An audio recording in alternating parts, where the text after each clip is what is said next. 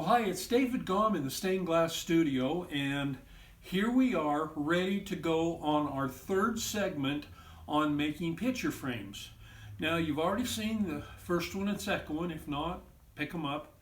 And then this one is the one that's going to talk about the metal that we're going to put on the back and on the sides of the picture frame. And this is something you probably haven't done before, and so it's really good instruction. I hope you enjoy it, and I'll see you after the video's over. Okay, so I've got my 1/4 inch outer bar here, and now what I want to do now, let's explain this. This window picture frame is going to sit with the picture horizontal. If I was doing this so that it was going to be vertical, I would cut my long sides on this side and on this side. Since I'm going to have it the other way, I'm going to have the long sides on this side and this side. And the reason I do that is that when you look at the side and your long side is up, it'll look like one solid piece of metal. If it, on the other hand, I came across this way, I would see a little place where my other outer bar had, well, let me show you. You would be able to see the gap in that outer bar. And so that's not terrible, but you just don't want to see it. So this is why we're going to cut so that and what I do is I just cut the outer bar longer than I need.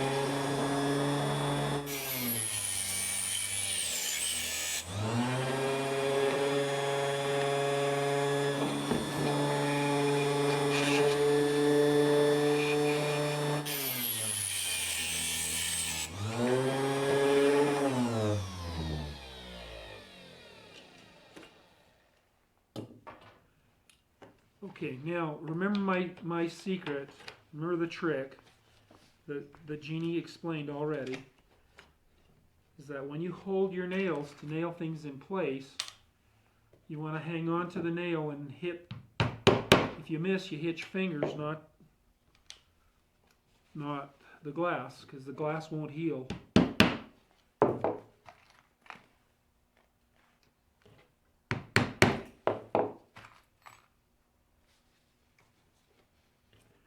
Just need 4 nails.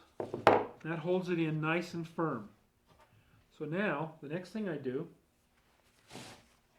is I measure for my top and bottom. And look here, I have one end in this edge touching the metal, and I sight down on the inside edge, and I just make a mark as to where I want to cut it. If you cut it so that it's a little bit shy, so that you have a little bit of wiggle, it's okay. And so I'm going to do first the bottom one.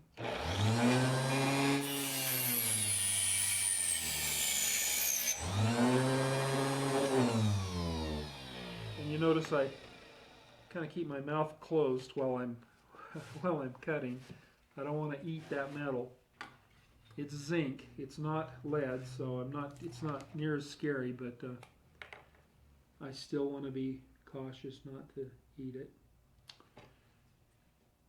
I mark my top piece.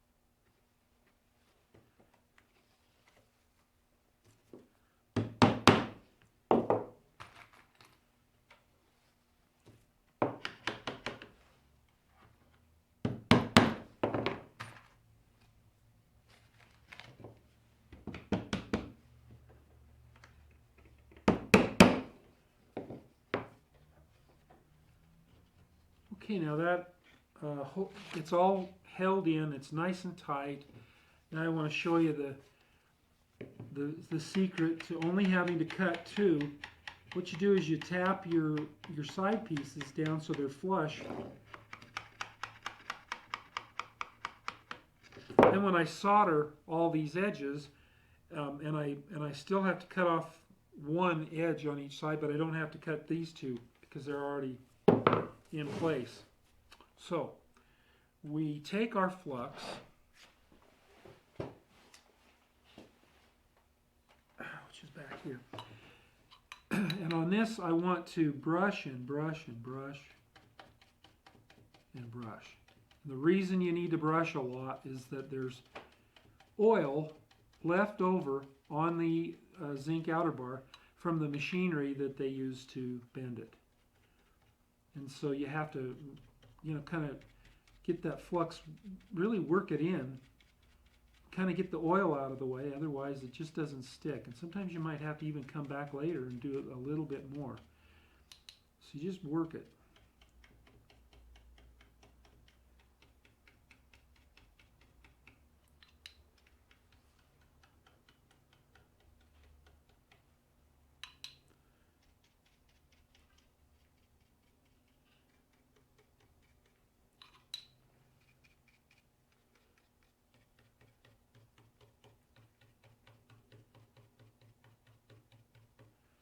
Okay, now I've really worked it a lot.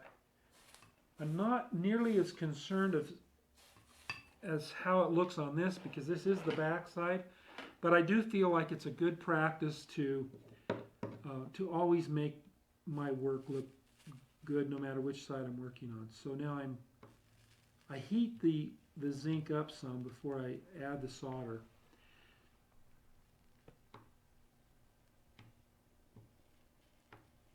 Let it cool a little bit, and then I come back and add just a little bit more. You'll notice that I've got about 1/4 of an inch coming out this way and 1/4 of an inch going out that way. That way they look like it's an even, controlled amount of solder. If I was to just put the solder here and here, without going up this 1/4 of an inch this way, instead of looking at it like a nice corner, it would just kind of look like a strange soldering mishap.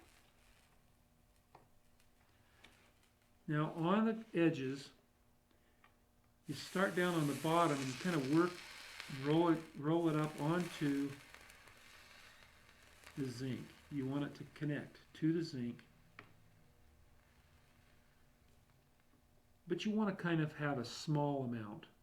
If you get it up on top of the zinc, there's nothing you can do about it. Can't move it around after that. So you just try and move your heat into that corner till it starts to stick, and then you come back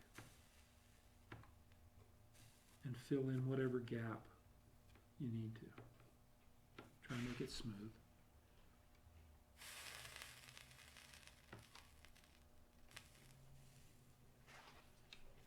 Okay, now I don't need nails anymore because I've got all this side soldered. Now I do need to flip it over and solder the other side. But in addition to that, I need these little legs cut off. Now there's a secret to getting them to come off just right. And the way we do it is we let the blade kind of ride up against just catching the edge.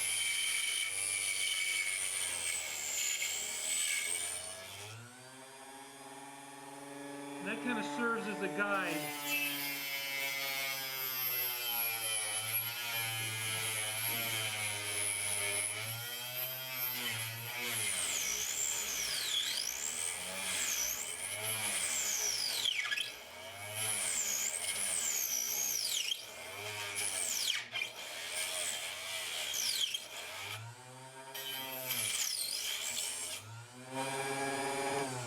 Now, you notice that it took longer to cut through this side than through this side, and that's because I got a little bit of solder that filled up in this side. But now you just, once they've cooled down enough that you can touch them, you just spin them and take them off, and there you go.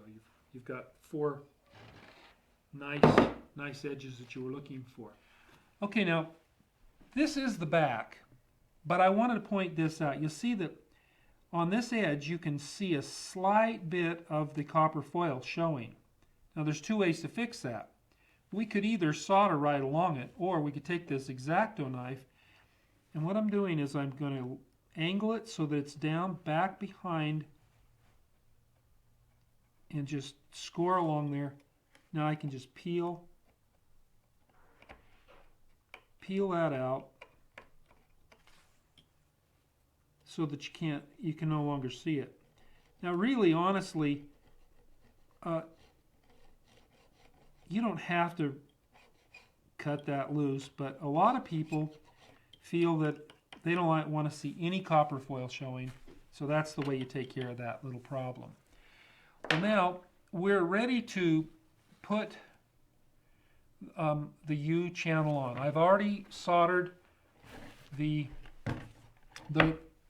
edges of the front, so we've come back to the back.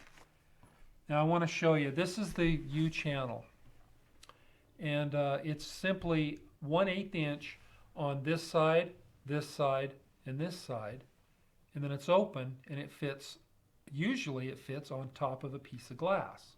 But what we're going to do is we're going to put it here and allow it to hold our pitcher and the backing. So what I do first, you'll see, is I line it up to the top of this foil. Then I center it directly over the lead line, and you'll see that it covers the entire thing. Now the next thing I do is I take my sharp dike pliers, diagonal cutters, and I clip on the top piece right along this edge so that it lines up. Hope I got both of them.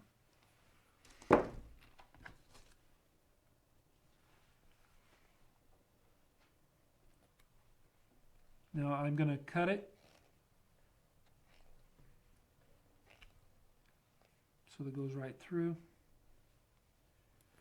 See, I'm going to start with,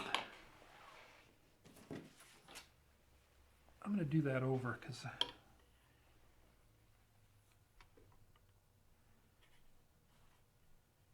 all right, this time I'm just going to get the top edge like I meant to.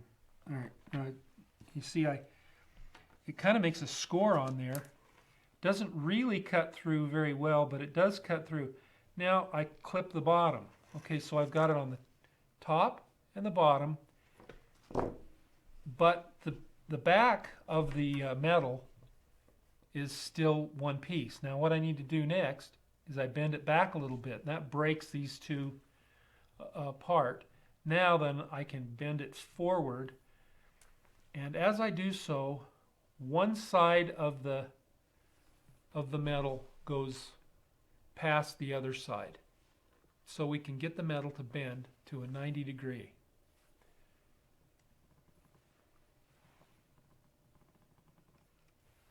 All right. Now next, I line it up in place right along that edge again, and I clip it just like I did before.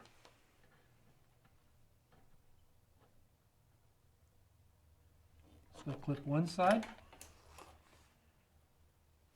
clip the other, bend back and then forward.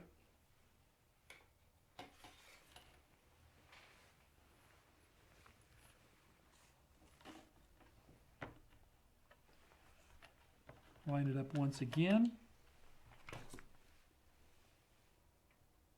Clip it at the top. And then on the bottom. And this time I'm going to just bend it back and forth several times until it weakens the metal so that it comes loose. All right, now the next thing we need to do See, I've got a little bit of, the metal's deformed a little bit here, so I need to just work that out so that my cardboard and my photo will still fit in there really nicely. So I'm just using a nail to bend that up, bend this other piece out a little bit. Okay, so now you can see that it's going to be a nice track. Okay, so we'll lay it in place, add a little bit of flux.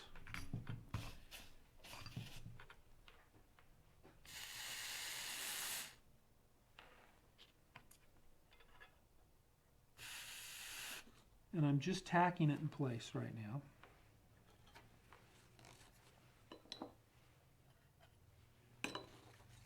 I can add a little bit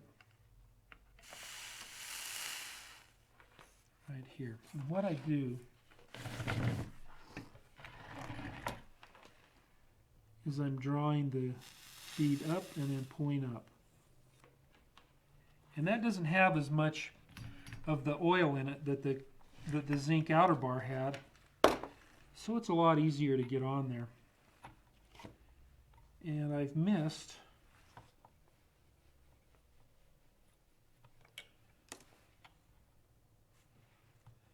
on this piece.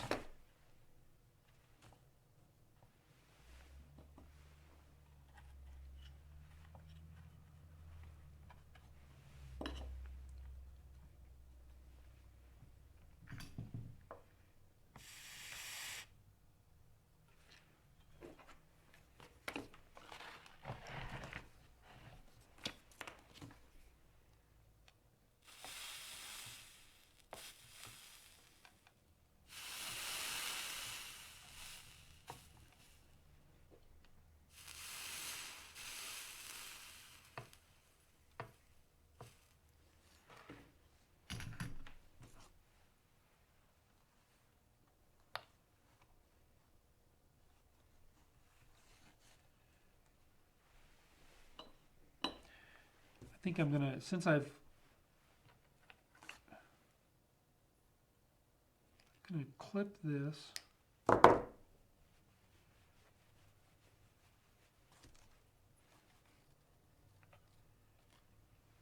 we go.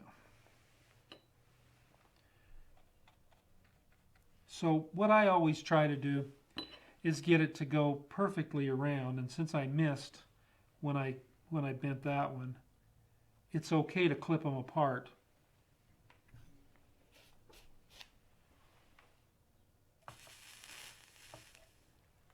You can't see this, so I better turn it.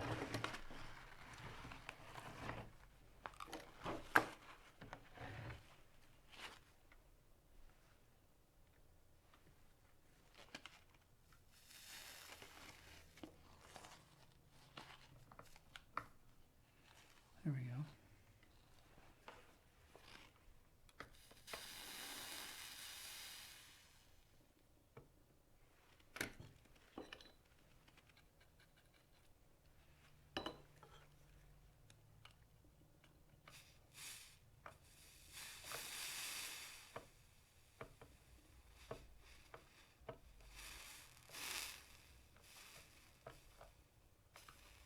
And I just put a little bit extra on here so that it would smooth it off, so that there's not a sharp edge that somebody might catch their finger on. Okay, so that's it. Now that's the major thing that's different about doing this than a stained glass window. And you can see on the front that you can't really see that channel. And so when you slide your piece of your photo back in here, it'll just lock in place in this channel, and you'll be able to see it through there. I do need to add rings to the top here so that there'll be something to hang this frame from. And these are 1/4 inch. No, these are 1/2 inch jump rings.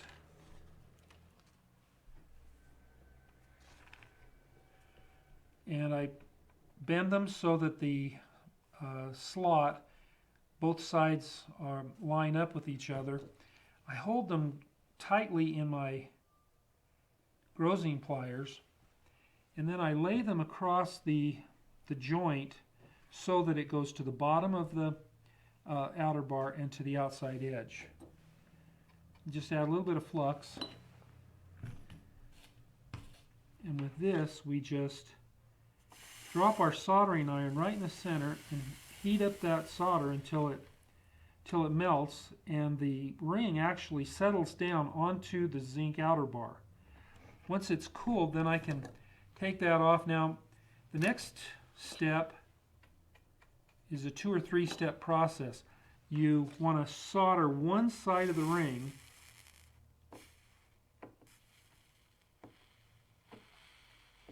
and let it solidify before you go to the other side of the ring.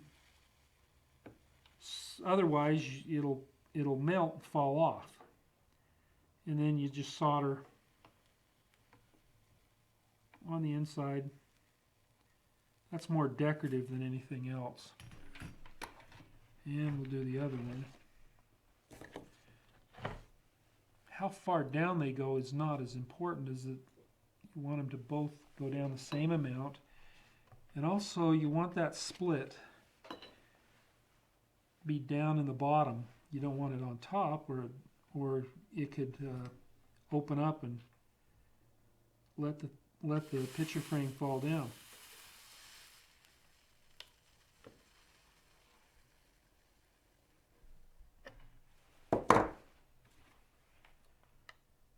On one side,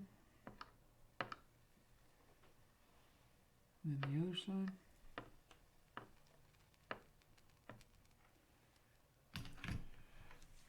Okay, now we just need to clean it, and we're pretty much done. Well, okay, here's our finished product. We just slid a postcard in here so you could get an idea of what it would look like with a photo in it. You can also put a photo in and then put a piece of cardboard in back behind to get it to work. So what did you think, Jeannie? Was this a good project? I think it's great. All right, so let's review what we've done. First, we started with our pattern. You'll notice that our pattern's quite beat up now, and that's why we like to start with a new one every time.